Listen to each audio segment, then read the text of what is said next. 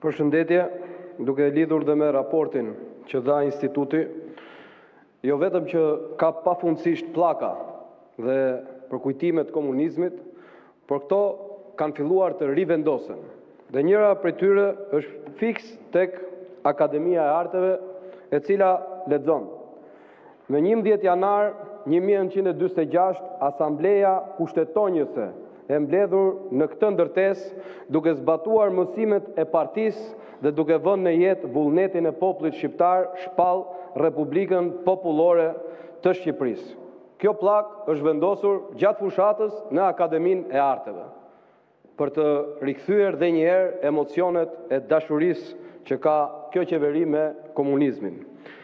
Dhe është mirë që këto pllaka jo të hiqen, po të zhduken nga çdo vend në të gjithë Shqipërinë.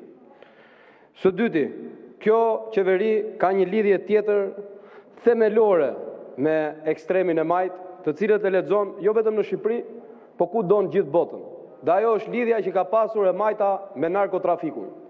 Nga më 19-ta e Kolumbis me Pablo Escobarin e deri tek kartelet e Arubës me qeverinë e Edi Ramës. E keni të pamundur të ndajeni, sepse kjo është një parti e cila është lindur në krim, jeton në krim, flen në krim, dhe në këtë parlament vjen me krim, dhe vjen për të kryer krime. Është kjo arsyeja pse sot nuk shikoni ministrat që të vinë dhe të përballen edhe me raportet e institucioneve, por edhe me pyetjet. Arsyeja pse ju pyes, a ka eksponent të cilët kanë qenë përfshirë në krimet e komunizmit, është sepse ju kërkoj që të shikoni Akademinë e Shkencave. Ju kërkoj të shikonin policinë e shtetit, drejtorat policisë që kanë qenë bashkëpunëtorë të sigurimit të shtetit, që kanë qenë oficerë të sigurimit të shtetit. Nuk janë asgjë nga këto e rastësishme. Në këtë sallë u tha se ishte e rastësishme vendosja e Enver Hoxhës. Ishte gabim teknik. Po këtë pllakën, cili gabim teknik e vendosi? Kjo është një parti dhe një qeveri që nuk ndahet dot nga krimi. Krimi është natyra juaj. Dhuna është zgjidhja juaj. Dhe kjo është fatkeqësia jonë si komb, që kemi lejuar që këta vazhdojnë dhe të qëndrojnë këtu. Që kemi lejuar që trafikanti sot quhet biznesmen. Që kemi lejuar që Aruba, Suel Qelat, Troplinët të kenë përfaqësues direkt në parlament, të bëjnë ligje në parlament, që kemi lejuar që fondet për bujqësinë shqiptare të shkojnë te Suel Qela e të tjerë me radhë. Këtu ne mbajmë një përgjegjësi sepse sillemi me këta sikur këta të jenë parti. Ç'parti parti janë këta? Këta janë kriminal. Këta janë njerëz që bashkëpunojnë me krimin. Këta janë njerëz që vjedhin nga mëngjesi deri në darkë. Kanë 1 miliard euro çdo vit, i thot kontrolli i lartë të shtetit që kanë votuar këta. Ç'lidhje kanë këta me institucionin, me shtetin, me ligjin? Asnjë lidhje. Dhe kjo është fatkeqësia jonë si komb. Këta janë fatkeqësia e këtij kombi. Partia Socialiste është fatkeqësi kombëtare. Këta flasin për Kosovën.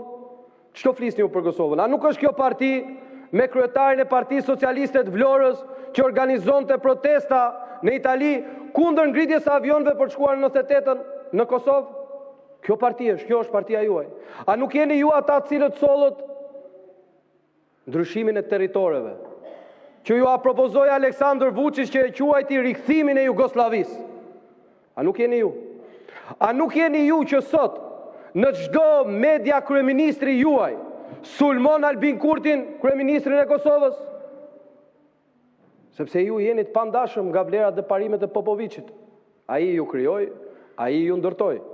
Dhe sot e kësaj dite ju vazhdoni. Por vini sot krenar, keni marrë shumë mandate. Si keni marrë këto mandate? Dhe unë kam një pyetje, për çfarë jeni krenar? Jeni krenar që keni larguar shqiptar? Nëse ka në një ëndër që është plotësuar ndonjëherë Serbisë, është popullimi i Shqipërisë. Atë keni bërë ju. Dhe po t'iknin 100.000, dhe po t'iknin 50.000, dhe po t'iknin 300.000 është një gjë. Po që t'iknin 1.500.000, ajo do të thotë është mision, dhe është mision i partisë suaj. I një partie që për ne dhe për këtë Shqipëri dhe për gjithë kombin shqiptar është fatkeqësi kombëtare. Faleminderit.